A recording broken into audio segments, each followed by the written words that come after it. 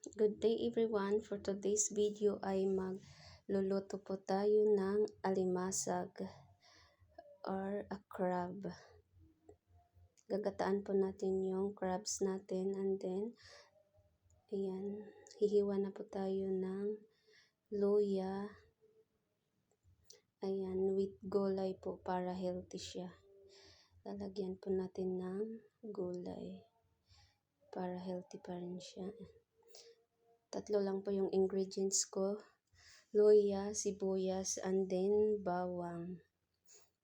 Ayan.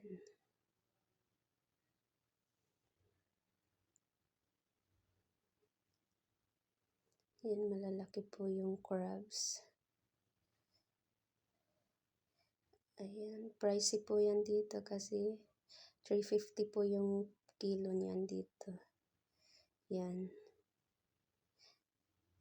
Bumili na rin tayo kasi minsan lang magkaroon dito ng crabs. Ayan. Malalaki po siya. Ayan. Ayan. Tatlo lang po yung main ingredients natin kasi kami lang naman po yung kakain yan. Okay na po yan. Luya, bawang, tsaka sibuyas lang po.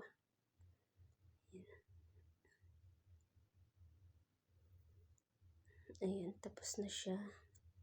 Then yung crabs. And then after that, gigisa lang po natin yung bawang and then sibuyas. Ayan. Gisa lang po and then pwede na. Huli ko na po ilalagay yung luya kasi tanggal lang naman po yun ng lansa ng crabs. Ayan, isasabay na natin yung gulay. Ayan, gisa lang po and then okay na.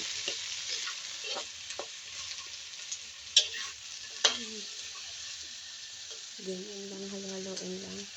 And then, isasabay ko na po yung crabs para hindi ma-overcook yung gulay natin. Ayan. Isasabay na po natin siya. Ayan. Hinati-hati ko na po para umano yung lasa niya sa loob. Ayan. Pinagsabay ko na siya.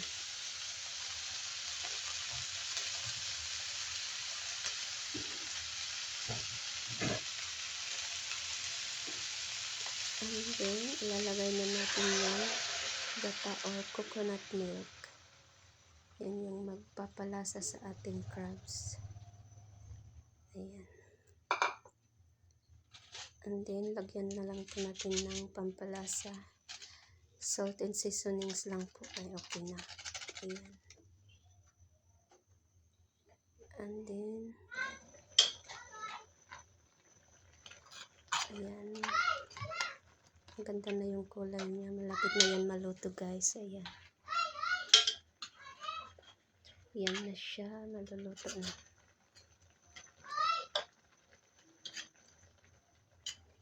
Yan. Perfect na guys. Ayan na siya.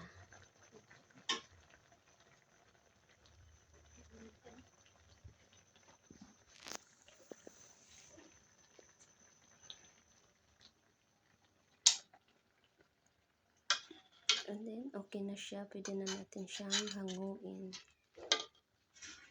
Yan, lalagay na natin siya sa lalagyan. May sabaw pala siya guys. Ayan, no? Kasi gusto namin yung masabaw.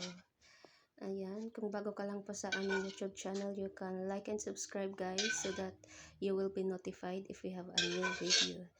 Thank you guys for watching. I hope you enjoyed our video. Hope you support our small YouTube channel. Thank you guys for watching. Thank you so much. And then, okay na. Ayan. Let's eat guys. Ayan na. Thank you guys for watching.